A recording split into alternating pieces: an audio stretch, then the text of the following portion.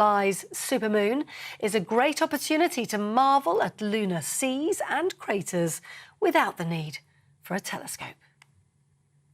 On TV, online, DAB+ radio and on the TuneIn app. This is GB News, Britain's news channel.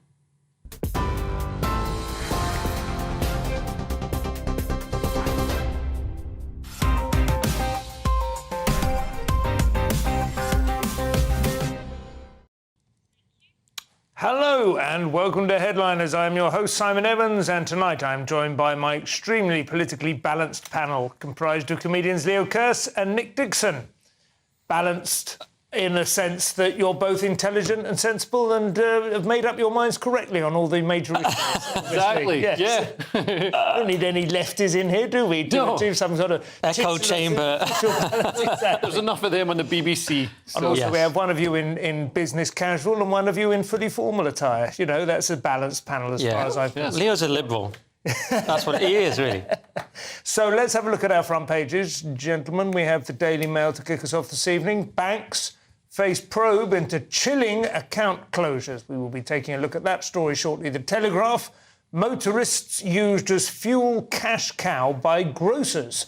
Rather grotesque imagery there. The Guardian, Labour wants graduate-led nurseries to fight inequality. And we've had tennis illustrations so far. iNews, 67% of the public want a cap on supermarket prices to help the cost of living.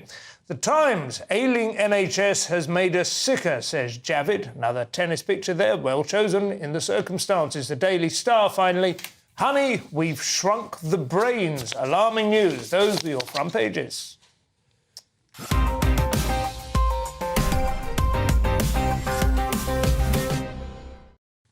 So we begin with the Daily Mail, Leo. So they have banks face probe into chilling account closures. This follows Nigel Farage's account being closed. The bank said it's because he's a politically exposed person. But they've also closed the accounts of people who aren't politically exposed. They closed the account of a reverend because Reverend Richard Fothergill, he just questioned why they had so much pride, progress flags and all the rest of it in the branch. And as a result, they cancelled his account. And that was the Yorkshire. Is that the Yorkshire Building Society? Yes, Yorkshire Bank? and he's from Windermere, where I went to school. Total legend, Richard Fothergill. Is it a Cumbria-Yorkshire clash, do you think? Is that what's... No, I just think people from Cumbria are inherently sound. And that's what sorry, Leo, carry on, Leo. Yeah, there's also Trigonometry had an issue with their accounts. Lawrence Fox, of course, the Free Speech Union. There's a chap, I forget his name, but his blog is called Wings Over Scotland. You know this fella, a Scottish political blogger, who I like very much, even though he's pro-independence, which would normally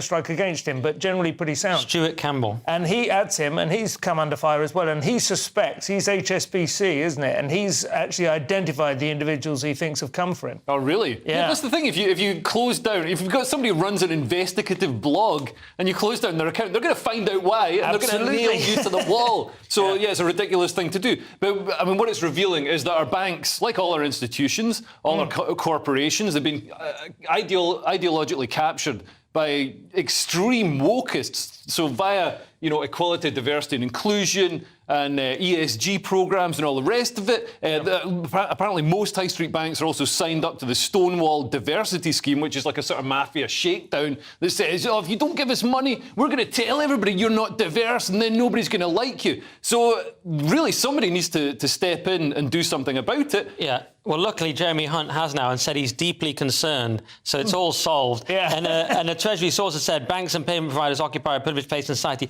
and it would be a concern if financial services were being denied to those exercising the right of lawful free speech. It's not if, they are. Yeah. And the problem is, so there's currently a 60-day notice period you're supposed to give people if you're going to shut down their account, which is still not ideal because it's like you have 60 days to flee the country. It's it's better than zero, but it's not great. But and you're also supposed to give them a reasonable explanation, and none of those are happening. So they're not enforcing the existing rule, and what they need to do also is go much further and have a rule about protecting free expression. Yeah. But they're not even enforcing what's already there about the notice period. Well, under the Equality Act, it would be illegal to withdraw somebody's bank account because they're gay or lesbian or something like that. So why don't we add political opinions to the protected characteristics? And then we can't have this. Because, I mean, what happens, people will be sitting there saying, well, I don't agree with Farage, so I think it's fine. What if the next people who come along and are in charge of the banks or in charge of everything decide that your opinions are the wrong opinions? Yeah. It's a terrible precedent And to it set. is. I mean, obviously, we've seen cases in America, the famous ones with Bake the Cake and so on, the wedding cakes and other sort of fairly minor services, and these are spats. But banking now is considerably more central, even than it was 10 years ago. I mean, it's virtually impossible to survive now without a bank card. Yeah. The cash-based society, any kind of alternative to a well-established electronic banking service is simply not viable. The only way to survive is to stay permanently overdrawn, because then how are they going to shut the account? Well, they did that to me about 30 years ago. But that was not because of my politically incorrect opinions. They were just tired of me always getting 47 quid overdrawn. NatWest loss. Anyway, next up is the Express, Nick.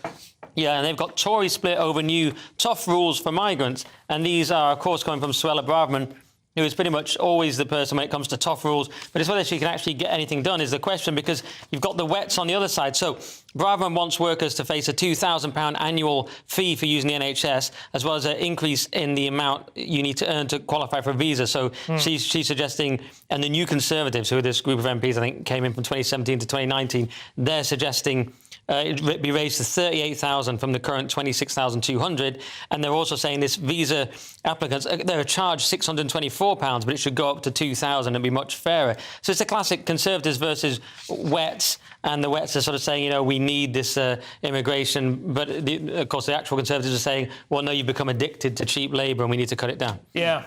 Well, it's a fairly familiar background rumble, isn't it? It doesn't sound to me like anything very significant has really pushed it onto the front pages there, but it's obviously something that we're not going to be, as you say, solving anytime soon. And it wouldn't. This £2,000 annual fee for workers who come across wouldn't affect the cross-channel migrants, because they come here, they say, I'm seeking asylum. It's so terrible in France. There's all these riots. No, they're saying, I can't go back to where I'm from because now I'm Christian, I'm gay. The NGOs and these human rights lawyers have told me all these tricks to game your asylum system, and so they get to stay, and they'll get the free treatment. Or a 30-year-old man saying, I'm 13 years old. That's another good one, isn't it? Like me on Tinder. Even the Steelman version of immigration seems mainly to focus on things like social care and the NHS at the moment. Fairly low-skill job off, but where we are struggling to find people to look after our old people and so on. Yes, but and if the you food. come over and do that for 6 months and then just sort of melt away, and it doesn't really seem to me to be quite what the proposition was initially. The points-based system, the putting on of lean muscle mass, minimising. And the idea it even helps the economy, I think, has been pretty well debunked by Douglas Murray in The Strange Death of Europe, so I'm not even convinced it does anything. It feels to me very much like, at the very best, all you're doing is just endlessly putting more kindling on the fire instead of getting some decent, heavy, sort of solid timber on there. But and I think a lot of migrants do come to the UK and integrate and, contribute amazingly, but then, you've got a bunch that don't. We've got like 40,000 people on MI5 watch lists. We needed your first sentence there, just to have some balance here, because we were in genuine danger there. And some, I'm sure, are very good. Onto the eye, I think now, Leo. So 67% of the public want a cap on supermarket prices to help the cost of living. So 67% of the public don't understand basic market economics. Yeah. You can't. What are we going to do? We tried this in Venezuela. You put a cap on the price of things, then the market doesn't respond, so things don't get cheaper. At the moment, if coffee becomes more expensive, people grow more coffee, they bring more coffee, people open another coffee shop or another supermarket that sells it cheaper. Price controls are a disaster. Price controls always fail. They're always counterproductive. But yeah, when's that ever stopped the government doing something? Well, I don't know. Hopefully the government will be resistant to this, and I suppose the Eye have just put it on there as a sort of virtue signalling, or we hear you folks, or whatever. It is something quite weird that's going on at the moment, though. The cost of living crisis, it has been a very genuine thing. It's been an extraordinary, highly visible demonstration of economics, which sometimes is largely a thing that you do just read about. And the belief has to be that the reason we have inflation is that people have more money than there are goods to buy. There is that imbalance. And yet nobody seems to feel they have that more money, do they? Yeah. That's the weird thing, isn't it? Do you know what I mean? There should be. I mean, at least prior to the wage settlement. Yes, at some point you should have at least briefly felt that you had some money. It never kicked in. There should have been a party. We've gone straight from one hangover to the next hangover. Yeah, with so many things at once, isn't it? But yeah, the idea that it was last seen in the 1970s, that's already a clue that it's bad. Yeah. I think you're right. I'm normally a kind of Vox Populi, Vox Dei guy, but when it comes to this kind of thing, they probably don't really know. And the idea of more government is rarely the answer, unless the question is, what is something bad? So, how do we kill the most people? Yeah. Well, as you say, I mean, opening up supply routes and allowing more coffee to come in and perhaps not demanding that it all be fair trade and organic or something like that might be a start. But I don't know. I mean, hopefully it will level out at some point, but it doesn't seem to be responding particularly to interest rate rises at the moment, doesn't it? I don't think a lot of people are pausing in front of the, the fresh fruit racks at Tesco's and thinking, the mortgage has gone up by 0.25%. So a lot of people have had pay rises, and a lot of people are still sitting on the savings they made during COVID. So some people do feel richer. But I mean, I just think it's. In the supermarket, I did see tomato ketchup was something like £6. It was something ridiculous for like squished up tomatoes and vinegar. It's like there's no way it's worth that. That would be organic. But it's not just company greed, because companies are always greedy. Yes, exactly. So it's not like they've just discovered greed, in this last year, and then they're going to forget greed when things get cheap again. Absolutely. Greed is good. Undermined everything Lucas ever said. So we finished this section with the Daily Star, Nick, and some real news. Yeah, Honey, We've Shrunk the Brains, alluding to that famous film about the kids. And it's about diet shrinking our brains and lowering our IQs. And it's happened since 1970. IQs have gone down. And they're positing a sort of idiocracy in the future where we'll actually, if you read the full article, we'll actually die out as a claim because we'll be so stupid. I'm not sure that will actually happen because I'm suspicious now of high IQ people. So if you look at the so-called pandemic, I shouldn't say that, the pandemic. If you look at the pandemic, we were listening to experts. Are they really going to save us? I think maybe people, as long as people have good hearts, if they're a bit thick, it might be OK. That's my claim. I don't think they've got good hearts, though. Right. That's the problem. Yeah. They're mean and thick. I'd like to know what kind of food is causing us to shrink our brains. Is there a particular... Is it processed food? I don't know. Yeah, processed food, basically, Yeah. There are I think the main sort of environmental impacts on food have been shown to be iodine and lead. One good, one bad. I haven't heard that sort of salt and anything like that. So are we not getting enough lead? Yeah, I think that must be it. A bit more 4-star petrol. Lead in your pencil. That's what my granddad always said. That's it for part one. Join us after the break for banks backing free speech. That may well be covered already. A French policeman's questionable windfall and Rishi Sunak's official position on Australian ne'er-do-well. See you in a couple of minutes.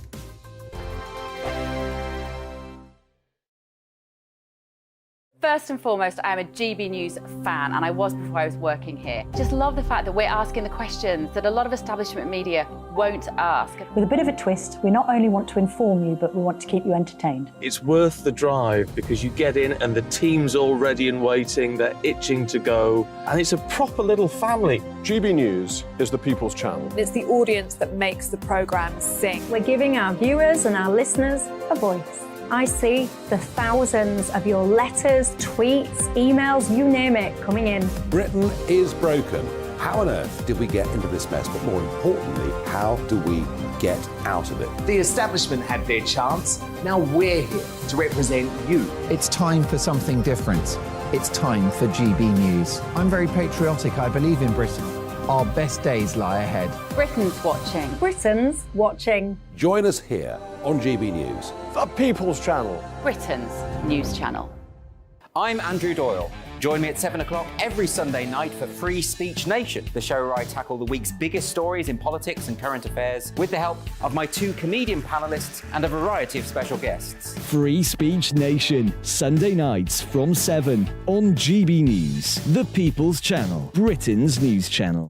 The Live Desk with me, Mark Longhurst. And me, Pip Thompson.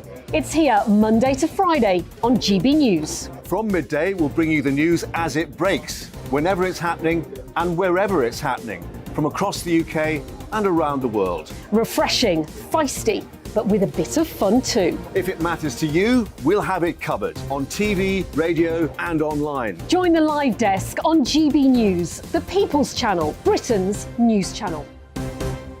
What you get for breakfast is something that, if we do our jobs right, you will wake up to news that you didn't know the night before. It's a conversation. It's not just me and Eamon. We want to get to know you, and we want you to get to know us. From 6 is Breakfast with Eamon and Isabel. Monday to Thursdays on GB News, Britain's news channel.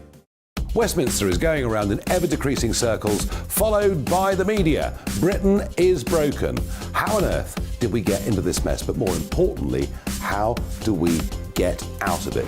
Join me at 7 p.m, Mondays to Thursdays on Farage, here on GB News. We will have open, rational debate. We've got to work out how Britain moves forward from this. Join us here on GB News, the People's Channel. Britain is watching. When the news happens, it happens here. And really important breaking news. Breaking news this morning. On TV, radio and online, the news starts here on Britain's Newsroom. All the biggest stories and the answers that you need from across the UK and beyond. Join Britain's Newsroom from 9:30 on GB News. The People's Channel, Britain's news channel.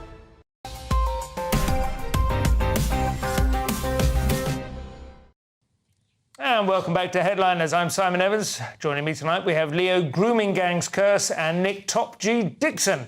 Can I have a different nickname than Grooming Gangs, please? Well, the G stands for gay, apparently, so right. I don't know. I think it's still Top Dog. I know who wrote that one. I can just tell. No, it's like they're trying to squeeze you out, isn't it? Yeah. It's disgraceful. Sure, Kogan, that. Well, there will be a reckoning, I'm sure. Let's get back to the stories meanwhile, Leo. Day 47 and the Telegraph have finally noticed that France is on fire, or rather its GoFundMe is. So a collection for the French policeman who provoked nationwide riots by shooting a teenager dead during a traffic stop has topped €1 million on Monday. So it's dwarfing donations to the victims, to the victims' GoFundMe. Yeah, 5 to 1, I think. Yeah, it's 5 to 1. And some people will say, this is terrible. People are, rewarding this man, and why aren't people, giving money to this 17-year-old who was shot? But I mean, the 17-year-old's dead, so he can't spend the money. So it would just be going to his, mother or whoever else. Some people have criticised the mother, by the way, because she was seen twerking. She was, dancing on the back of a motorbike. Yeah, there's video footage of her, but everybody grieves in a different way. And this was prior to it, surely. This was old footage. No, this was seriously. Yeah. We're on the T-shirt. It is quite interesting because it's Zemmour, isn't it, who has set up this GoFundMe, who was, of course, the hard right. And I know that phrase is thrown around, but this chap really is pretty hard right. Candidate in the presidential election. He was the one who was sort of fairly well to the right of the Front National, the Marine Le Pen's party. He's created this GoFundMe for the police officer, and the fact that he's created it and it's drawn this huge support is in itself quite a politically inflammatory sort of symptom of a fact that France is really, a sort of civil war level of divide here. What's also inflammatory is that the left wing in France, Mélenchon, has been praising the rioters. Really? Yeah. Yeah, what have you seen it? Well, I didn't know it was Zemmour. I mean, it just said far-right media commentator, and that, I had to dig around to find that. Can mean anything now. Yeah, it can mean that you believe women exist. So this reminded me a little bit of it's not exactly the same. The Daniel Penny case. Now he clearly is the hero and has received loads of money in the Jordan Neely case. Here it's less clear the cop is a hero. He may not. It's pretty obvious that from the video footage. It's kind of obvious that he's not. No, he's not. He's not a hero. It's not quite as it's not quite as clear cut as you might first think, because the car was registered illegally. The guy carries on driving, so obviously the car was registered in Poland, I believe. So it's not an easy moment for the police officer. Obviously, you can't kill the guy, but it probably is provocative. I mean, I suppose the intention of the GoFundMe to give it the best possible reading is that he is confronting what will be an expensive legal case, and so he is being supported in that. Whereas you just say the GoFundMe for the family is purely like, it's been rough for you, have some money. And he's had his life destroyed. Yeah. So even the president came out and immediately condemned him before there's been any investigation. And obviously in the moment on the video, what he did was wrong. But I mean, if you give police weapons, and if police have to have weapons to deal with, what they're dealing with in France, then mistakes are going to be made. If I make a mistake at work, I'd swear or something, nobody dies. But when the police make mistakes, somebody dies, and we can't destroy them for that. No, I accept that. Leo, the Independent now, a nice little extortion racket that Tony Soprano would have been proud of with the government loans. So thousands of businesses can't afford the crippling rates on taxpayer-backed COVID loans. I can't believe that some COVID loans were actually given out legitimately to real businesses. I thought they were all given out to gangsters. But yeah, apparently hospitality businesses, including pubs and restaurants, are still reeling from the aftermath, and they can't pay off these loans because interest rates have spiked. In total, £26 billion was loaned out to 100,000 firms. So, I mean, they should hopefully do something like the mortgage relief where they just pay off the interest. Yeah, I would have thought it would be a cut and dried case for them having a look at that, and if anything, actually like bringing the interest down to what it was when they took them out. I would have thought that would be reasonable. Yeah, only 1 in 4 have paid them back. I mean, and they were treated so terribly. Hospitality, especially, was treated terribly. I mean, yeah, this is the problem. You start doing lockdowns and furlough, it never ends, does it? Because you set that precedent. It does feel like, I mean, I know you say pandemic sort of jokingly, but it does feel like that was a double whammy for that industry. Like they were lured in, oh, don't worry, we'll lend you some money to tide you over. Oh, no, looks like you can't pay your money back. I mean, it's absolutely classic protection racket, isn't it? Yeah. And I knew, obviously, living in Brighton, we knew quite a few, hospitality is very big down there. I knew a lot of people who were running restaurants and bars and cafes who tried really hard to keep the thing ticking over. They would like try and create a delivery service. Some of them created these little outdoor food and drink bubbles on the beach and stuff. The council made it so hard for them to survive, would find all kinds of reasons to close them down, you know. It's like Nick was saying, I mean, there's no situation that can't be made worse by the government. Absolutely correct. Over to the sun now, Nick, which should be over Australia by now. But anyway, it sounds like we need an inquiry into the inquiry. Yes, this is no grey area. Partygate inquisitor Sue Gray did break civil service rules by holding secret talks with Starmer government probe fines. And it's come really from Jeremy Quinn, who's a Cabinet Office Minister. He is a Tory, so we should say that. But he's saying that the process has found that the Civil Service Code was prima facie broken as a result of the undeclared contact between Miss Gray and Starmer. And she contacted him 4 months before she resigned from her Whitehall role. So it is a bit ridiculous. You've got the Boris witch hunt while all this is going on. It is pretty absurd to me. I think last time you were quite generous about this Sue Gray thing, but I was not convinced. The only thing I would say about Sue Gray is her report didn't really land a killer blow on I nearly called him Trump, on Johnson. If it had finished Johnson off, I would say it would have been very bad optics, at the very least. But the reality is it was probably slightly more ambivalent, you know, and almost disappointingly not decisive. It took Pincher to finish him off, didn't it, in the end? And should she be running the investigation? Well, it does. I mean, I'm surprised there isn't someone they could have picked that would have had better optics. You know? And I don't always like that term optics because sometimes it means, I don't know, something just doesn't feel right to me. Well, but is it the optics or the reality? I mean, I think it's the optics. I think she probably is fine, and I think. I mean, what he's saying it's not here, like she looks like she played the part. I mean, she genuinely did. No, she genuinely did, but she did, I don't think, in such a way that it really compromises her position or her capacity to deliver a fair verdict. Jeremy Quinn seems to disagree. So. But, I mean, it's now made it's created an opportunity for people to question that, certainly. Yeah. And you would have thought there was somebody else they could have picked. It's not like it's an extraordinarily delicate and skillful job, this, is it, what we're looking at, really? Well, and also it plays into the narrative. And when I say narrative, really it's just a reality that people are noticing of this sort of woke blob that controls everything and is inescapable. Well, I mean, I certainly do believe in the blob, and I also do believe that, the civil service does seem to be, even if it isn't entirely the blob, it seems to be a divided part. There's very few people who believe it's capable of completely... And when you say believe in it, you mean believe it exists, not that you back it. No, absolutely. I believe and I fear it.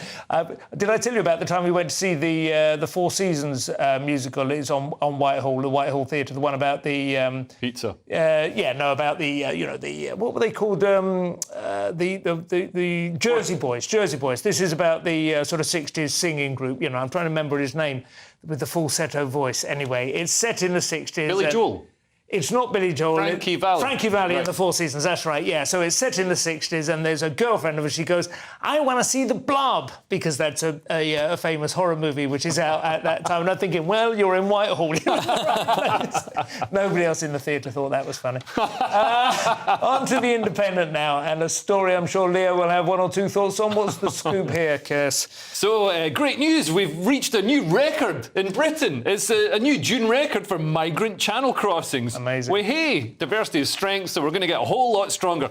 Provisional government figures, that's the government figures. We don't have a provisional government like the sort of provisional IRA, unfortunately, but they show that 3,824 people made the journey across the Channel in June, and this is right after Rishi came out and said, the measures I've put in are really working. We've basically, stopped cross-channel migrants. It's like, no, we just had some bad weather in May. Now, we've got good weather, so loads are coming across. The total for the year so far is more than 11,000. And yeah, I mean, like people say, but they're fleeing, war and all that sort of stuff. Man, if you look at them, they're mostly, the majority of them are fighting-age men. They're not all coming from war-torn places. No, there are very few mothers, very few children, are there? It does seem to be, and I'm sure their circumstances have been distressing, to say the least, and they've got up with a lot, and they found themselves in France, which is no fun for anyone, but still. We do have a specific situation here. What's amazing is if you go back to 2018, it was just 4 people who came in. Did you say that? 4 people. And then in 2019, it was 163. Then it goes up to 727. After that, it just goes crazy from 2021. The difference is unbelievable. And Sunak obviously made Stop the Boats one of his 5 pledges. Yeah. So I even heard, I read a story the other day, people saying, will they even get rid of Sunak before the next election? I mean, they could if this gets even worse, right? Yeah. I mean, this is such an abject failure for his policy. But he's sort of hamstrung by that woke blob that runs the Home Office and runs everything. So, they've stymied his Rwanda plan. They've stymied any sensible effort that would stop these crossings. It was an extraordinary plan, the Rwanda one. I felt it was pretty ugly, but I don't like the idea that it was stymied by the civil service. But it did almost seem to be provocatively. I mean, it could hardly have been more super-villainous. To be fair, Simon, you do live in Brighton, and you have got very, very liberal these days. I know, I'm being dragged relentlessly. The riptide is getting me. And it's actually a sort of humanitarian thing to do. Instead of dangling the carrot, saying like, if you get across the Channel, if you get across the Mediterranean, we can give you a nice life here. That's encouraging people to risk their lives, coming across, making these dangerous crossings. And as we've seen, hundreds of people are dying doing that. So, I mean, I don't know. I just think my ancestors fought to make Britain a free country. And, I think some energy could be put into making these other countries that are apparently so horrific into free and prosperous countries as well. That's fair. Times now, Leo. And finally, we get to the most important issue of the day. The Australians are indeed cheats of doubtful parentage, according to the Prime Minister. So the Australian Ashes victory is not in the spirit of cricket, says Sunak, and he should know, being the perfect sort of confluence of English and Indian. But yeah, I think basically what they did, the Australians got somebody out when they were off their crease, which it doesn't mean he was drunk. He was away from his bit where you've got to stand. If you don't have your bat in the crease, then you're not technically. It's like being off the line in football. You can be stumped, but the question is, did you come forward to play the ball? And then missed it and you got stumped. But in this case, Bairstow had just ducked out of the way and was wandering out, thinking that the over was... There was no advantage, so as Boycott said, it should have common sense was don't allow the wicket to go. Yeah, but don't wander away from your crease. Ideally. The rules, probably. This is complicated. This is a classic England versus Australia. We're all about fair play. We conquered the world, Leo, and because we're so great, we're like, tell you what, we'll do it with Queensberry rules as well, because that's how great. Whereas Australia, hate to say where they're descended from, but it's that cheeky convict spirit. If you go, no, we know the Australians aren't descended from convicts; they're descended from prison wardens. Yes, this has been Clive James. Now, and this is very much what they did here, play by the rules. But there's another case from ages ago where have you seen the one against New Zealand in 1981 where the guy needed to get a 6, so they bowled underarm so he couldn't possibly generate enough power. They've been doing this for years. See, this is the great. It's quite comical, isn't it? Yeah, it's the opposition between England. Well, we believe in fair play; they believe in getting an edge. And it's just. We have to round it up there, folks, but that's it for part 2. We will have police pride politics, trans women breastfeeding, something approximating it, and Ofcom episode 2, The Mog Strikes Back. Back in a couple of minutes.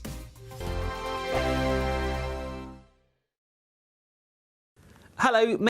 Like all families, we have arguments every now and then, but actually we agree on what the mission of GB News is, and that's the most fundamentally important thing. GB News provides the kind of platform that lets all voices be heard. We don't hold back. We're free to say what we really think. Just because some people who live in a tiny little Westminster bubble think that their particular story is important, that's not the most important story for me. And often they will be difficult stories that you won't find on the establishment media. Because what people think in the north of England may be very different to what they're thinking in the home counties. We're going to carry on telling the world what life is really like for households up and down the UK. We love to be in your car, in your kitchen as you're having your breakfast. breakfast, whatever you're doing, you are part of the show. If it matters to you, it matters to us. Britain's watching. Britain's watching. Britain's watching. We're proud to be GB News, The People's Channel. Britain's news channel. Join me, Patrick Christie's, Monday to Friday, 3 till 6. We tackle the day's news agenda like you've never seen before. It's high tempo, high octane, the most controversial topics, and the best guests. You will not be able to take your eyes and ears off it. I'm not afraid to ask the questions that you really want answered. 3 till 6 p.m, Monday to Friday on GB News, the People's Channel, Britain's news channel. Join me, Camilla Tominey, on Sunday mornings from 9:30, taking the politicians to task and breaking out of SW1 to see how their decisions are affecting you across the UK. Bursting the Westminster bubble every Sunday morning, only on GB News, the People's Channel. Britain's watching.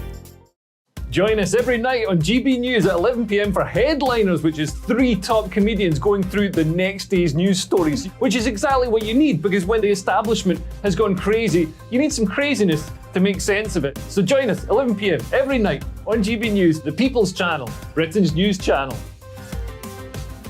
Hi, I'm Dan Wootton. You can watch me live on GB News Monday to Thursday from 9 p.m. And did you know that you can also watch and listen live on our website, gbnews.com.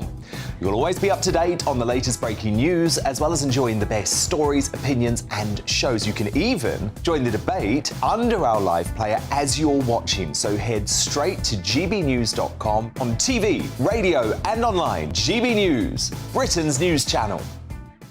So Jubes and Kerr, we tackle the issues of the day with real robust debate, both sides of the fence, battling it out with me in the middle with my forthright opinions and views. And often really interesting things happen because you start with a position and then by the end of the debate you find actually, well, I might not have thought about that one. What we need in this country is 2 new political parties. You should maybe think about doing a 2024 calendar. I'm Michelle Dewberry and I'm keeping you company right through until 7 o'clock this evening. GB News, the People's Channel, Britain's watching.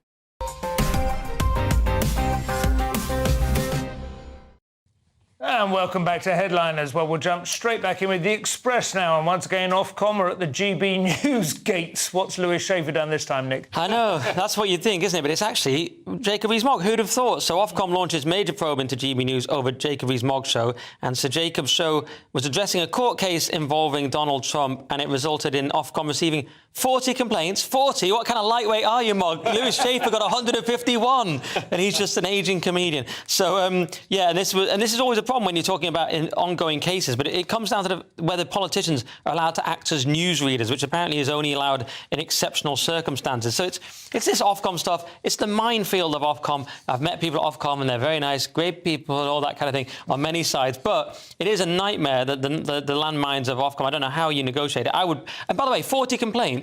People are nutters. Like, you have to listen to 40 people. They're probably mental. Should be a bar. It doesn't sound like he said anything wrong. He didn't deliver himself of a bad opinion or use bad language or anything. There was no scurrilous accusations or libel or anything. It's simply a sort of nuanced definition of exactly what role he was performing. Yeah, exactly. That's it. It's like the Ashes. It's like, you know, that one rule that was broken. But I've noticed in a lot of people that slam GB News online, they spread their own conspiracy theories. There's an anti-Semitic conspiracy theory that GB News is funded by Jewish oligarchs in the Kremlin when they say KGB News. Right. There's another conspiracy theory that we're not a licensed news broadcaster, which we are if you check the Ofcom licence. Yeah. There's also a conspiracy theory that Lewis isn't a professor of virology. So there's a lot of lies floating around That's just weird, but that's just probably just empty, isn't it, I think? And anyone that uses the term GBBs immediately marks themselves out as a low IQ dweeb to be ignored. I agree with that. A dweeby. Times now. Suella Braverman focuses on the thin blue line. Perhaps you can get it added to the pride flag next year, Leo. That would confuse matters.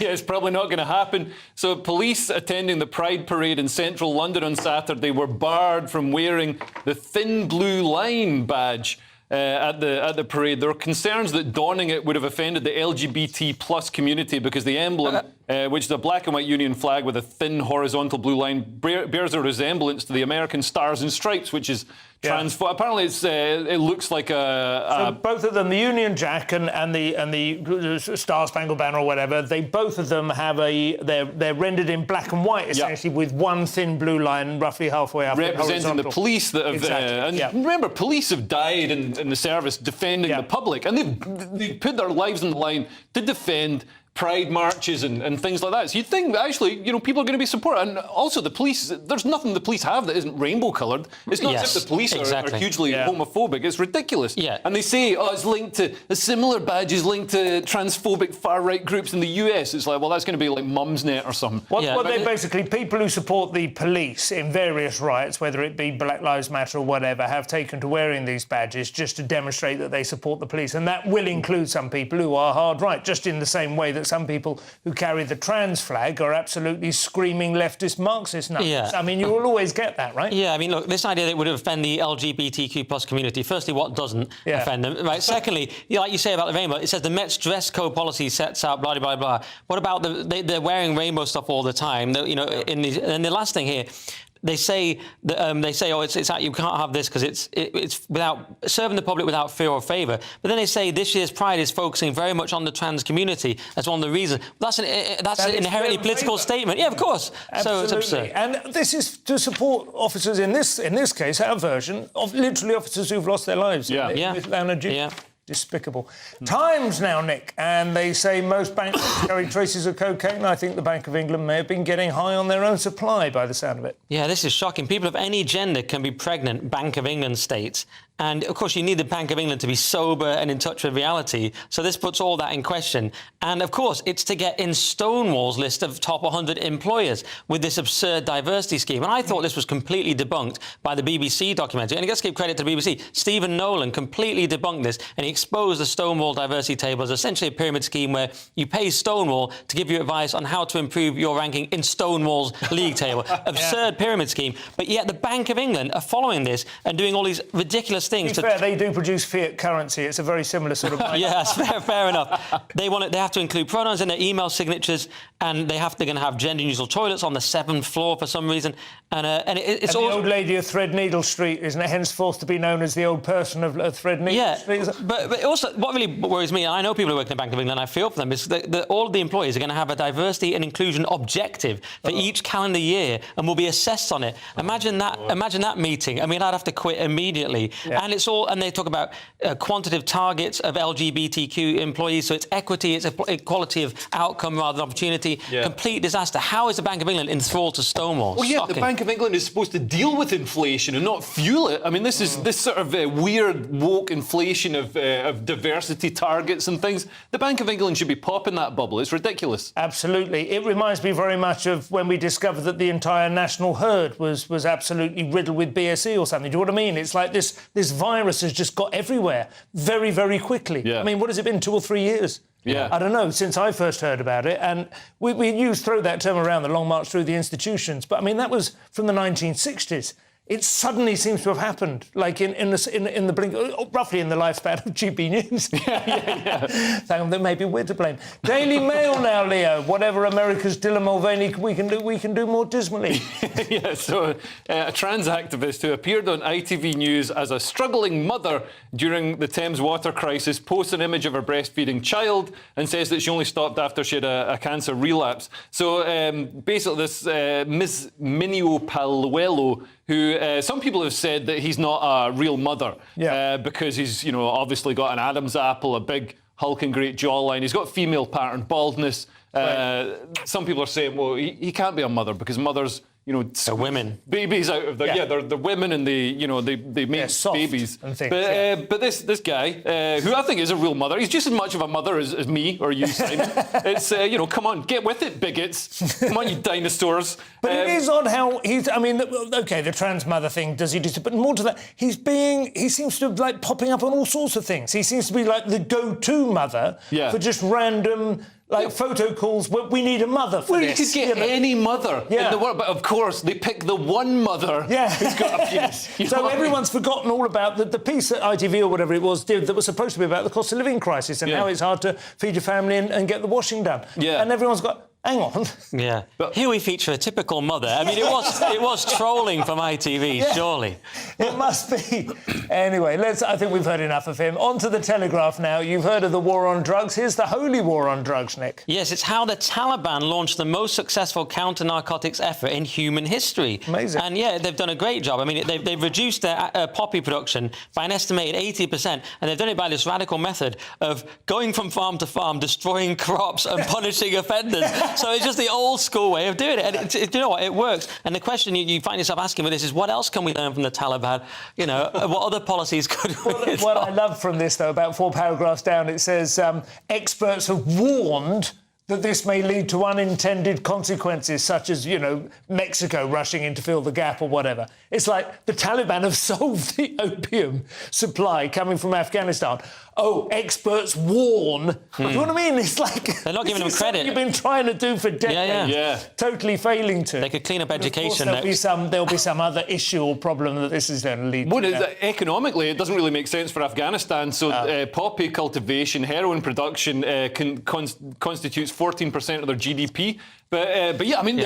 But morally, they care more about morals, the Taliban, Leo, than mere economics. What we're going to have to do is we're all going to have to start eating Afghani lamb, aren't we? Because that presumably is the alternative on that kind of terrain can support either poppies or sheep, right? And also we could maybe get the Taliban elected in Scotland. Because the SNP have done a terrible job with their drugs policy. I think you may already have done so without realising it. Anyway, that's all for part 3. Coming up in the final section, we're living off-grid, the middle-class dream, vegan-funded animal slavery, the middle-class nightmare, and man at equator, despite haters, marries gators.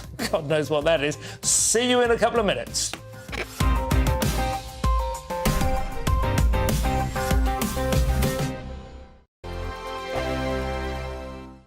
I joined GB News because I was sick and tired of not hearing my views being represented, not just mine, but so many people that I knew and spoke to. I just couldn't get my voice out there. I couldn't say anything. I couldn't do anything. Whatever the narrative was, I kind of had to follow it. GB News is there to provide a voice for those who have been ignored by the establishment media. We think different things. We've got a different style. GB News is here to be optimistic and positive about the future. It's real kind of dynamic and flowing, with the audience very much at the heart of it, like a big family. Here at GB News, we talk about the things that matter to you. Hearing the voices from right across our towns and cities, especially our towns. All sides of the argument represented with a heavy dose of opinion. We're on a mission here to make a difference. And the GB News family really is here for you, and whatever time of day you can watch or listen. Britain's watching. Britain's watching. We're proud to be GB News. The People's Channel. Britain's news channel. Monday to Thursday, 9 p.m. till 11 p.m. Join me, Dan Wootton. I'll bring you the sharpest takes and hottest debates. Do you not believe in prison? I don't believe in prisons. I'm completely stunned. I guarantee you there'll be no spin, no bias, no censorship. I actually was personally quite offended by it. And no reason to go to bed. So I guess they've always been quite woke. That's Dan Wootton Tonight on TV, radio and online. Monday to Thursday from 9 p.m. till 11 p.m. on GB News. The People's Channel, Britain's news channel. Weeknights on GB News from 6 p.m. You'll always get drama. Please stop, Michelle. I know, yeah. Please stop. Should I just shut up? Romance. You like me, I like you. There you go. There you are. Well, don't tell anybody. Adventure. Etc. That's the whole point. But and action. Sergeant read my superstar panel. They're already at it. They're fighting. It's going to be quite a show. Only on GB News. Britain's watching. In a world of dull and predictable radio and TV shows. Oh, hi. On Mark Dolan tonight, we've got big guests. We drill into the big stories of the day. The show adds up to a brilliant listening and viewing experience. Mark Dolan Tonight is the most entertaining current affairs show ever, and that's a fact. That's Mark Dolan Tonight, Friday, Saturday and Sunday from 9. Only on GB News, Britain's news channel. Start the day with GB News. We catch up on all the big stories you didn't hear the night before. And take a look at what the world's talking about this morning. That's right, Monday to Thursdays from 6 o'clock. It's Breakfast with Eamon and Isabel. Straight after breakfast, join us, Bev Turner and Andrew Pierce. We're going to take you through till noon. We'll be tackling the big topics of the day, including the things that the other channels just won't talk about. If it's happening here. Wake up to mornings on GB News. The People's Channel. Britain's news channel.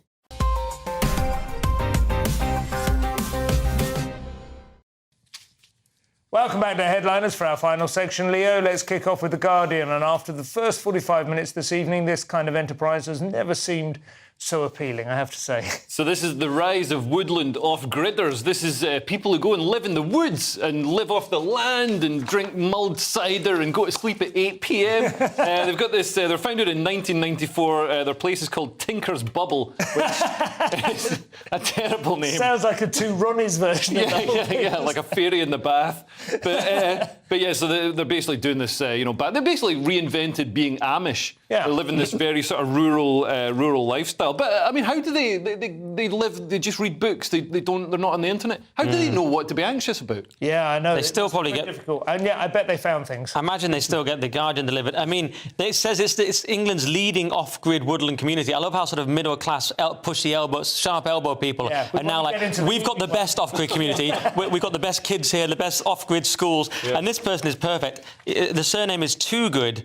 And it's a non-binary person called Too Good, and that is Too Good. It's a non-binary Guardian person called Too Good. I actually say I don't mind if all the Guardian non-binary people want to go into the woods and leave the cities first. I could maybe live with that deal. But do you not? I mean, I completely understand the mockery of it, and yet I've got to be honest. There are times I wish I could do that. I mean, live in the woods. Absolutely. Yeah, I mean, my kids and they have all sorts of responsibilities, but even like a long weekend of that would be wonderful, wouldn't it? I cannot remember the last time I went 24 hours. Starts nicely, then you lose your glasses, then you're trying to kill squirrels, and it all escalates very quickly. I did it for about 16 years. It was called Living in Scotland. Yes. And it was all right. Well, I had a holiday in Scotland, and funny enough, I was talking about that to my wife the other day because we were wondering what to do with our son. I said after our O-levels, we all went camping in somewhere called Speddock.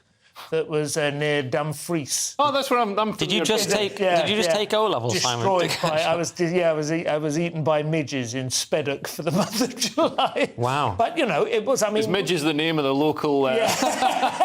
local cow. Anyway, Daily Star now. Yet more proof that vegans are evil and need to be driven into the sea.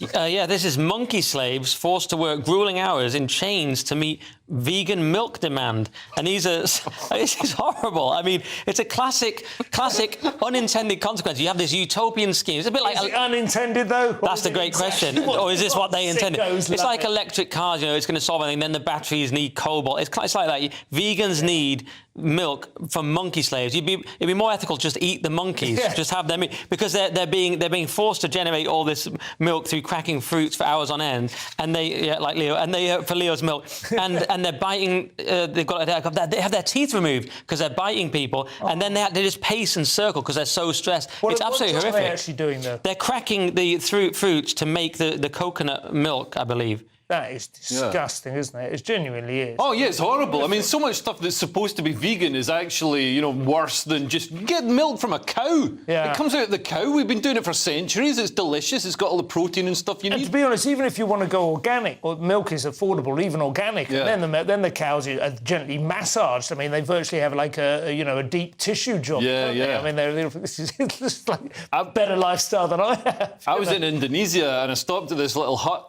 to they sold drinks and stuff, and I ordered a coconut. Yeah. And the guy came round from behind the bar, ran up a coconut tree and grabbed the coconut and chucked it on the ground and then ran down. And then the big knife goes into the holes at the end. Yeah, it's quite a brutal business, isn't it? These days it's all monkey slaves. It's a different business. Well, I will not be touching vegan milk again. Mirror now, what appears to be at first a new letter for the Pride alphabet, but is in fact something a little more traditional, it seems. So a Mexican mayor has married an alligator wearing a wedding dress in a bizarre traditional ritual. This is probably the least bizarre thing we've covered tonight. He wasn't taking a cocktail of drugs so he could lactate and breastfeed the alligator. No. He wasn't installing the alligator as a teacher at a school. No, he wasn't trying to milk the alligator. So, fair play to him. I don't know. I should imagine, the coitus is quite is quite tricky. But the controversial part is that he was pictured carrying her through the town with her mouth bound shut, which is frowned upon when you do it with a wife in general, right? But if it's an alligator, you can get away with it. You know the funny thing with that, you probably do know this, but their capacity to open their mouths is very weak, apparently. Yeah. You can use like a... Unlike a human woman. Shocking. This is what happens. I'd like to apologise for Leo Kers's language tonight. I disavow that strongly. Anyway, listen, I think it's wonderful. I like the idea that old-fashioned... I mean, it was only yesterday, Mexican... We had a thing on Free Speech Nation that Mexico is like knee-deep in the usual trans nonsense, and some bloke is being fined for saying that a trans woman is a biological male. I would prefer this version of Mexico, frankly, where they obey... Send in the Taliban. Yeah. Daily Mail now, and if there's one story that sums up the unholy mess that the world is in today, it's surely a Barbie film getting cancelled in Vietnam because it supports a controversial Chinese foreign policy position. Yeah, exactly. Vietnam bans new Barbie film over scenes showing map of the 9 dash line that depicts contested Beijing claims to territory in the South China Sea. So, in a way, it's a weird version of the classic Hollywood thing. You know, we've seen Margot Robbie virtue signalling about this film and how diverse everything Barbie should be and everything. But actually, they've upset Vietnam because they show this. It's a maritime boundary. Yeah. So I don't know if they've deliberately done it or not. I mean, you can... I hadn't heard of it before, but apparently this is its usual name, right? But it is a dotted line which demonstrates that China controls all of the open water that would otherwise... And this resource-rich area that they want, and Vietnam says, no, we own part of it. And they actually banned Uncharted, another film, for the same reasons. Like, you can't even show that bit of sea in Vietnam. But it does feel like a fairly... Unless it is part of a plot point. I haven't seen Barbie. Maybe it's extraordinarily satirical. I mean, it might very well easily be. I don't know. But... The reason I think they put it in, and the reason they put it in other films, is to show the Chinese government, oh, look, we're recognising you. We don't think Taiwan belongs to you. The guy, John Cena from The Fast and the Furious, actually came out and said he didn't recognise Taiwan as an independent country. He did an apology in Mandarin. It was grotesque. Yeah, because there's so much money in China, and, you know, if your film gets shown there, it can make the difference between profitability and not. Well, I think we should back Vietnam. Yeah. They've got all the coffee. Yeah, it's always worked out well in the past. Back to the Sun. Our last story, this evening's news, has had the same effect on your state of mind it has on mine. This might well be the perfect antidote. So what a way to go inside bizarre reality of boil-in-a-bag funerals where your body is liquefied. So they do water cremation or boil-in-a-bag funerals where your body's liquefied. And, I mean, I don't know, this just sounds... It sounds worse. That's the best, yeah. What are you going to do? Like, instead of having a little urn with some ashes in it, you're going to have, like, a 20-gallon tank on the mantelpiece. Is it acid? Is it like not an acid bath? Is it Jeffrey Dahmer doing this? Yeah, I mean they would use acid if it was. I love this is the fun ending story, but one thing that's it's the co-op apparently, and but it feels a bit more Lidl to me. Do you know what I mean? Central Aisle. Yeah, or Aldi. It's co-op funeral care. I mean that in itself strikes me as a bit odd. You just go to the co-op and they liquefy you. I believe in burial. Do it the old-fashioned way. I mentioned it the other night on here in another story, and somebody sent it in a tweet to say, yes, you can still get it done. It's a Scandinavian thing where they freeze dry and shatter you so that you end up as granules, a bit like coffee. Yeah, that reminds me of Mortal Kombat, though. They went, finish him, you freeze him. Anyway, liquefying your remains is the final story for tonight. Thank you so much. The show is very nearly over, but certainly as much of your remains liquefied. Let's take another quick look at Tuesday's front pages. The Daily Mail. Banks face probe into chilling account closures. The Telegraph, motorists used as fuel cash cow by grocers. The Guardian, Labour wants graduate-led nurseries to fight inequality. iNews, 67% of public want a cap on supermarket prices to help the cost of living. The Times, ailing NHS has made us sicker, says Javid. And the Daily Star, honey, we've shrunk the brains with our processed food. Those were your front pages. Well, that's all we have time for. Thank you to my guests, Leo Kearse and Nick Dixon. Thank you to all of you. I will be back here tomorrow with Lewis Schaefer and Steve N. Allen for a much more balanced experience. If you're watching at 5 a.m, stay tuned for breakfast. Otherwise, good night.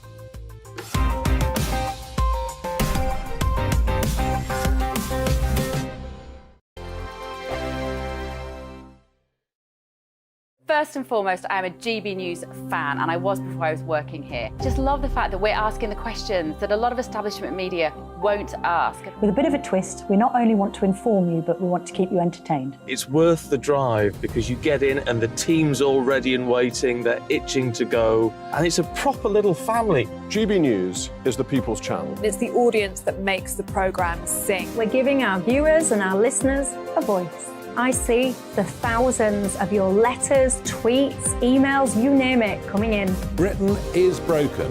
How on earth did we get into this mess? But more importantly, how do we get out of it? The establishment had their chance. Now we're here to represent you. It's time for something different.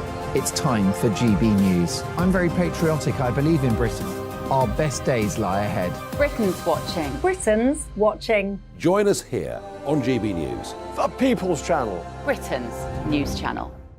I'm Andrew Doyle. Join me at 7 o'clock every Sunday night for Free Speech Nation, the show where I tackle the week's biggest stories in politics and current affairs with the help of my 2 comedian panellists and a variety of special guests. Free Speech Nation, Sunday nights from 7 on GB News, the People's Channel, Britain's news channel. The Live Desk with me, Mark Longhurst. And me, Pip Thompson.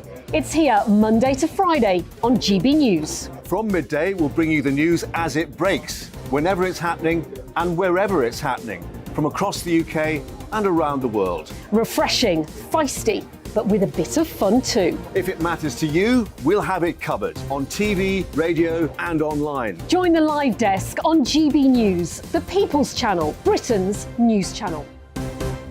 What you get for breakfast is something that, if we do our jobs right, you will wake up to news that you didn't know the night before. It's a conversation. It's not just me and Eamon. We want to get to know you, and we want you to get to know us. From 6, it's Breakfast with Eamon and Isabel. Monday to Thursdays on GB News. Britain's news channel. Westminster is going around in ever-decreasing circles, followed by the media. Britain is broken. How on earth did we get into this mess? But more importantly, how do we get out of it?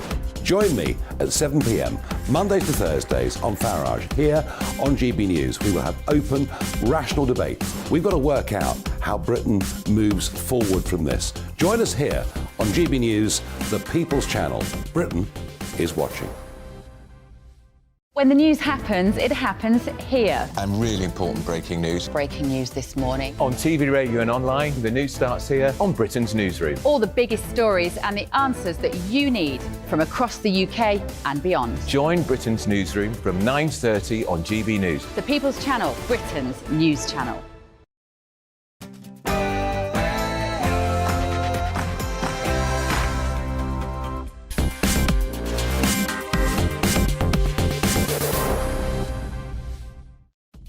Tonight on Farage, it's me, Patrick Christys. I am filling in for the big man whilst he's on a well-earned break. But coming up on the show, following a weekend of riots across France, I will ask, has multiculturalism failed, and could the same happen here on the streets of Britain? Nigel has left me with a nice little present as well, a bombshell interview with the former head of the RAF, Sir Michael Graydon, who has slammed our military resources. He gives his verdict on where we went wrong with Putin, and crucially as well, the woke disease infecting our armed forces. All of that is to come, but here's a little taste. Is the RAF now too small? Yes. What's going on in Ukraine at the moment? Technology is playing a part, but it's mass. It's mass.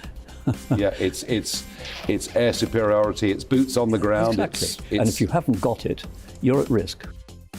Look, I've seen all of that interview, and trust me, you are going to want to stay tuned to find out exactly what revelations that particular chap gave to our very own Nigel Farage right here on GB News. And we'll also have an update on the scandal of banks cancelling their own customers by closing their accounts. Yes, that's not one to be missed. But all of this comes your way. It's going to be a firecracker after the news with Polly.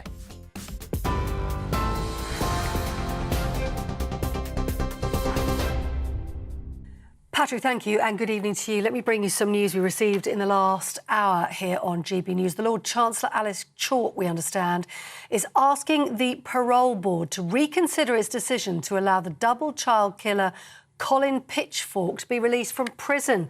The parole board recently ruled that Pitchfork, who was jailed for life for raping and strangling two 15-year-old girls in the 1980s, can be freed.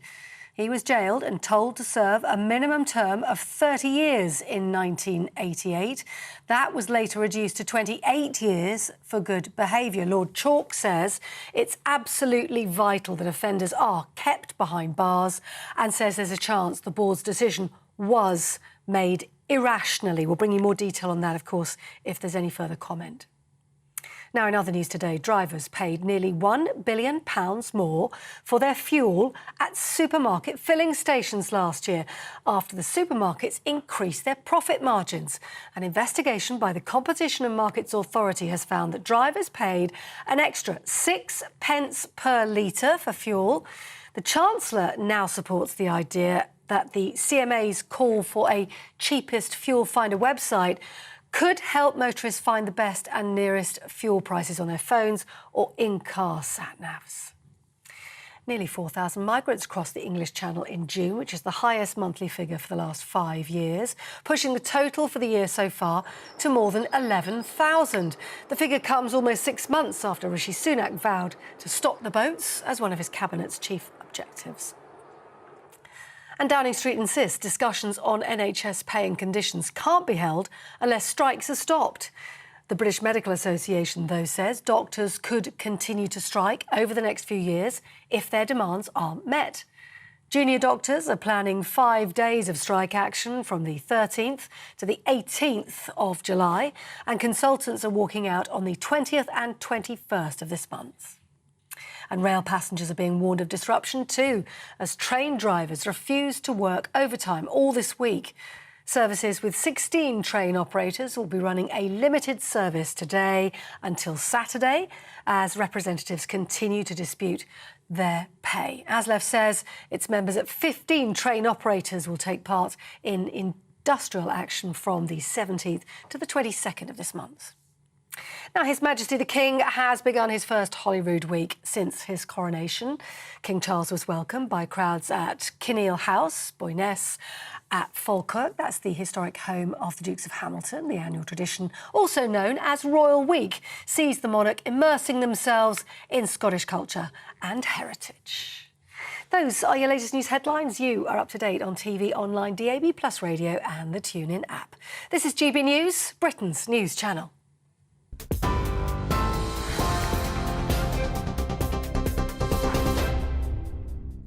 Well, France is bracing for its 7th night of rioting, violence and vandalism, all of which allegedly is being carried out in the name of a 17-year-old boy who was unlawfully shot dead by police. Shops are being looted, political figures have nearly been assassinated, people have been battered to within an inch of their lives. Why?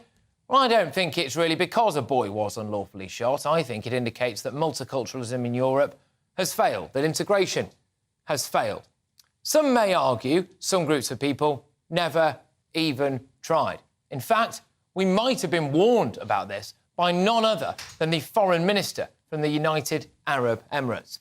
There will come a day that we will see far more radical extremists and terrorists coming out of Europe because of the lack of decision-making, trying to be politically correct, or assuming that they know the Middle East and they know Islam and they know the others far better than we do. And I'm sorry, but that's pure ignorance. I worry that we are witnessing what happens when you have rapid population growth and demographic change and people don't feel as though they have a stake in society. If you do not integrate into society, you don't mind smashing it to pieces and looting it, like what's happening in France. How many more cars have to be torched or expensive trainers have to be stolen